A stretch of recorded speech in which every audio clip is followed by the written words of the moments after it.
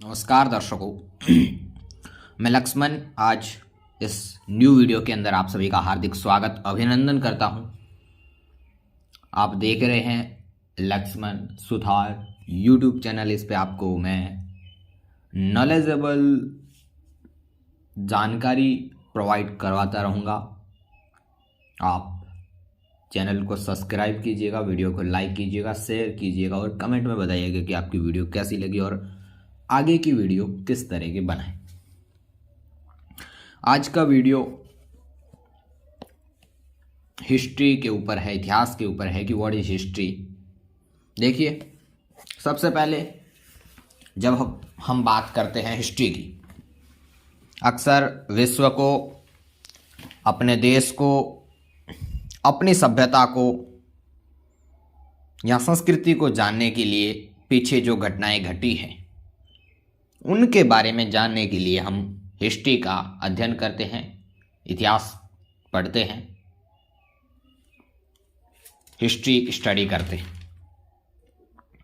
लेकिन what is history? भूतकाल में जो घटनाएं घटित हुई हैं उनका काल क्रमानुसार वर्णन, सच्चे वृत्तांत को इतिहास कहते हैं। भूतकाल के अंदर जो घटनाएं घटित हुई हैं उनका सच्चा वृत्तांत हिस्ट्री कहलाता है, इतिहास कहलाता है। एक वक्त था जब इतिहासकार तारीखों के जादू में ही खोए रहते थे। कब किस राजा की ताजपोशी हुई, कब कौन सा युद्ध हुआ, इन्हीं तारीखों पर गर्मा गर्म बहसें चलती थी। आम समझ के हिसाब से इतिहास को तारीखों का प्राय माना जाता था। आपने भी लोगों को यह कहते हुए सुना होगा, इतिहास तो बहुत उबाऊ है भाई, बस तारीखें रटते चले जाओ। क्या इतिहास के बारे में यह धारणा सही है? इसमें कोई शक नहीं कि इतिहास अलग अलग समय पर आने वाले बदलावों के बारे में ही होता है। इसका संबंध इस बात से होता है कि अतीत में चीजें किस तरह की थी और उनमें क्या बदलाव आए। जैसे ही हम अतीत और वर्तमान की तुलना करते हैं, हम समय का जिक्र करने लगते हैं, हम पहले और बाद में की बात करने लगते हैं। रोजमर्रा की जिंदगी में हम अपने आसपास की चीजों पर हमेशा ऐतिहासिक सवाल नहीं उठाते। हम चीजों को स्वाभाविक मानकर चलते हैं, मानो जो कुछ हमें दिख रहा है वह हमेशा ही होता रहा है, ऐसा ही हो रहा है। लेकिन हम सबके मन में कभी कभी असंभव के क्षण आते हैं। कई बार हम उत्सुक हो जाते हैं और ऐसे सवाल पूछते हैं जो वाकई ऐतिहासिक होते हैं। फॉर एग्जाम्पल, किसी व्यक्ति को सड़क के किनारे चाय के घूंट भरते देखकर आप इस बात पर हैरान हो सकते हैं कि चाय या कॉफी पीने का चलन शुरू कब हुआ, कब से शुरू हुआ होगा चाय और कॉफी पीने का चलन। रेलगाड़ी की खिड़की से बाहर झांकते हुए आपके जहन में यह सवाल उठ सकता है कि रेलवे का निर्माण कब हुआ होगा। रेलवे के आने से पहले लोग दूर दूर की यात्रा किस प्रकार से करते थे। सुबह सुबह अखबार पढ़ते हुए आप ये जानने के लिए उत्सुक हो सकते हैं कि जिस जमाने में अखबार नहीं छपते थे उस समय में लोगों को चीजों की जानकारी कैसे मिलती थी। ये सारे ऐतिहासिक सवाल हमें समय के बारे में सोचने के लिए प्रेरित कर देते। समय को हमेशा साल या महीनों के पैमाने पर नहीं देखा जा सकता। कई बार ऐसी प्रक्रियाओं के लिए कोई तारीख तय करना वाकई गलत होता है जो लंबे समय तक चलती रहती।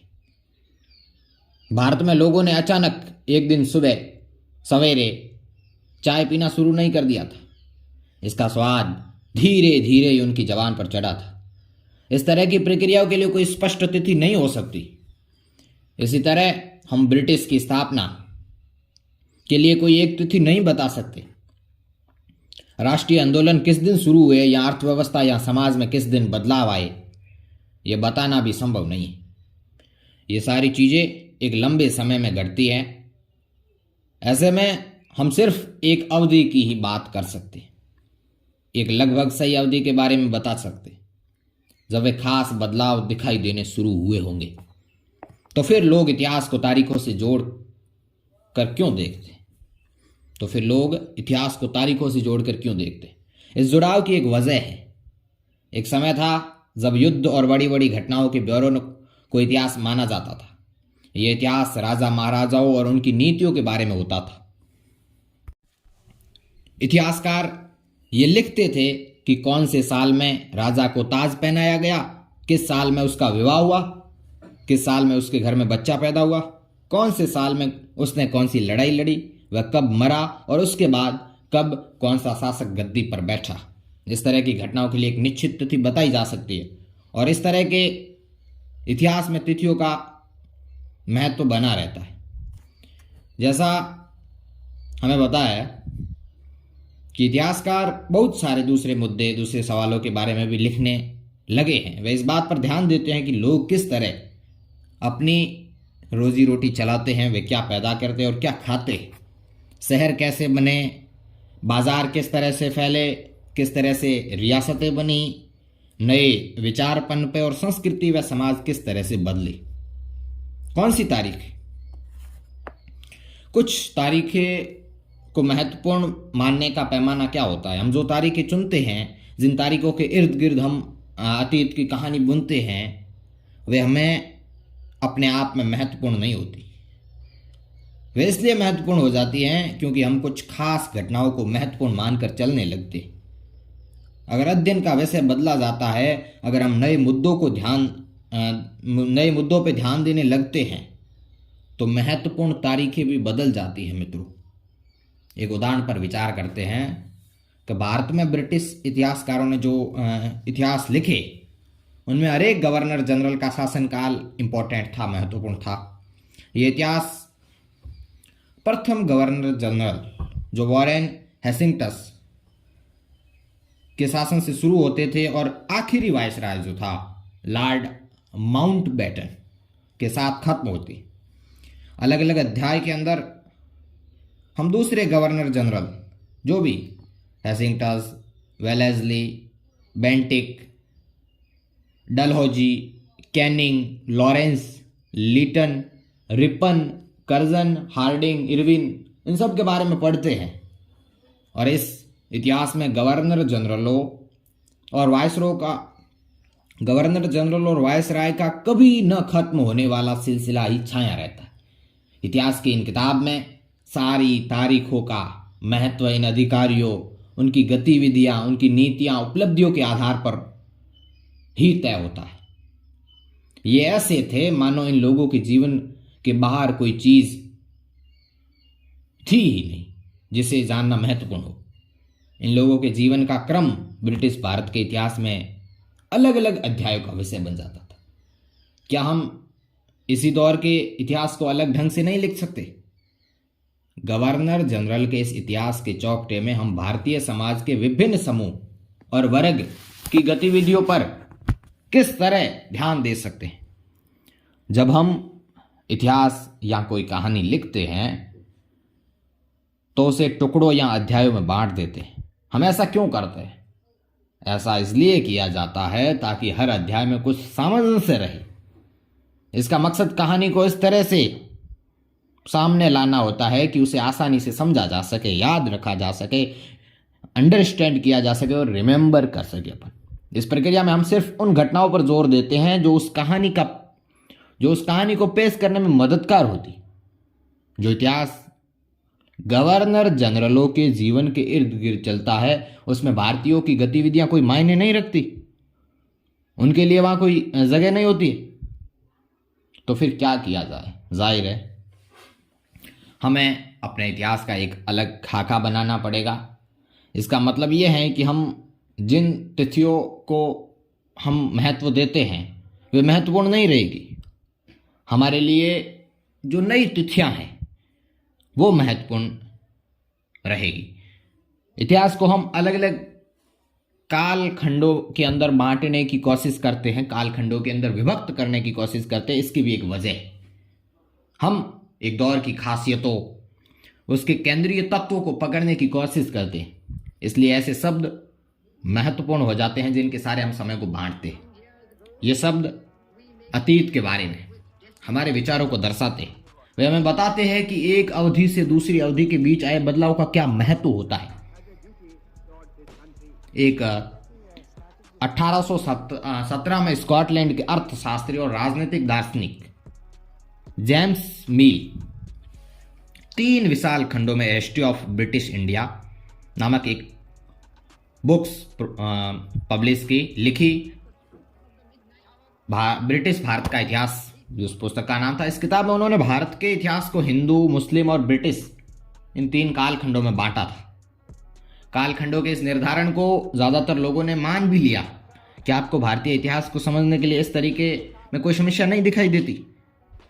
मील को लगता था कि सारे एशियाई समाज सभ्यता के मामले में यूरोप से पीछे। इतिहास की उनकी समझदारी ये थी कि भारत में अंग्रेजों के आने से पहले यहाँ हिंदू और मुसलमान तानाशाहों का ही राज चलता था, या चारों ओर केवल धार्मिक बैर, जातिगत बंधन और अंधविश्वासों का ही बोलबाला था। मील की राय में ब्रिटिश शासन भारत को सभ्यता की राह पर ले जा सकता था। इस काम में उसके लिए जरूरी था कि भारत में यूरोपीय शिष्टाचार, कला, संस्थानों और कानूनों को लागू किया जाए। मील ने तो यहां तक सुझाव दिया था कि अंग्रेजों को भारत के सारे भूभाग पर कब्जा कर लेना चाहिए ताकि भारतीय जनता को ज्ञान और सुखी जीवन प्रदान किया जा सके। उनका मानना था कि अंग्रेजों की मदद के बिना हिंदुस्तान प्रगति नहीं कर सकता। इतिहास के इस धारणा में अंग्रेजी शासन प्रगति और सभ्यता का प्रतीक था।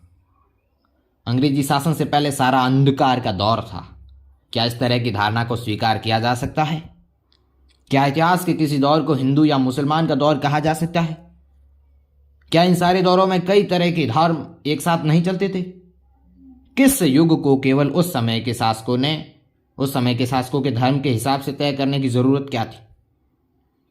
अगर हम ऐसा करते हैं तो इसका मतलब ये कहना चाहते हैं कि औरों के जीवन और तरीकों का कोई महत्व नहीं होता। हमें याद रखना चाहिए कि प्राचीन भारत में सारे शासकों का भी एक धर्म नहीं होता था। अंग्रेजों द्वारा सुझाए गए क्लासिफिकेशन से अलग हटकर इतिहासकार भारतीय इतिहास को आमतौर पर प्राचीन, मध्यकालीन और आधुनिक काल के अंदर बांट कर देखते, और इस विभाजन की भी अपनी समस्याएं हैं। इतिहास को इन कालखंडों में बांटने ये समझ भी पश्चिम से आई है। पश्चिम में आधुनिक काल को विज्ञान, तर्क, लोकतंत्र, मुक्ति और समानता जैसी आधुनिकता की ताकत के विषय और आधुनिकता का विकास, आधुनिक काल को आधुनिकता का विकास का युग माना जाता है। उनके लिए मध्यकालीन समाज वे समाज थे जहां आधुनिक समाज की ये विशेषता नहीं थी। क्या हम अपने अध्ययन के लिए आधुनिक काल की इस अवधारणा को बिना सोचे विचारे ऐसे ही अपना सकते हैं? जैसा कि आप इस आगे के वीडियो के अंदर देखोगे कि अंग्रेजों के शासन में लोगों के पास समानता, स्वतंत्रता या मुक्ति नहीं थी, न ही आर्थिक विकास और प्रगति का दौर था। और बहुत सारे इतिहासकारों ने इसे औपनिवेशिक युग कहा। औपनिवेशिक युग क्या होता है? किस तरह अंग्रेजों ने हमारे देश को जीता और स्थानीय नवाबों और राजाओं को दबाकर अपना शासन स्थापित किया। आप देखेंगे कि किस तरह उन्होंने अर्थव्यवस्था व समाज पर नियंत्रण स्थापित किया, अपने सारे खर्चों को निपटाने के लिए राजस्व वसूल किया, अपनी ज़रूरत की चीज़ों को सस्ती कीमत पर खरीदा, निर्यात के लिए महत्वपूर्ण फसलों की खेती कराई गई, और इन सारी कोशिशों के कारण क्या बदलाव आए। अब ये भी जानेंगे कि ब्रिटिश शासन के कारण यहाँ की मूल्य, मान्यता और पसंद नापसंद, रीति रिवाज व तौर तरीकों में क्या बदलाव आए। जब एक देश पर दूसरे देश के दबदबे से इस तरह के राजनीतिक, आर्थिक, सामाजिक और सांस्कृतिक बदलाव आते हैं तो इस प्रक्रिया को औपनिवेशीकरण कहते हैं। लेकिन जल्द ही आप जब उच्च अध्ययन करेंगे तो आप ये समझ जाएंगे कि सारे वर्ग और समूह इन बदलावों को एक ही ढंग से अनुभव नहीं कर रहे। इसलिए हमने अतीत पे हमें ध्यान देना पड़ेगा, यानी हमारा अतीत कैसा था वो हमें स्टडी करना पड़ेगा। तो ये जानकारी आपको अच्छी लगी होगी। आप अंत तक वीडियो के अंदर यदि बने रहे हैं तो आपका बहुत बहुत शुक्रिया। Like, comment and share.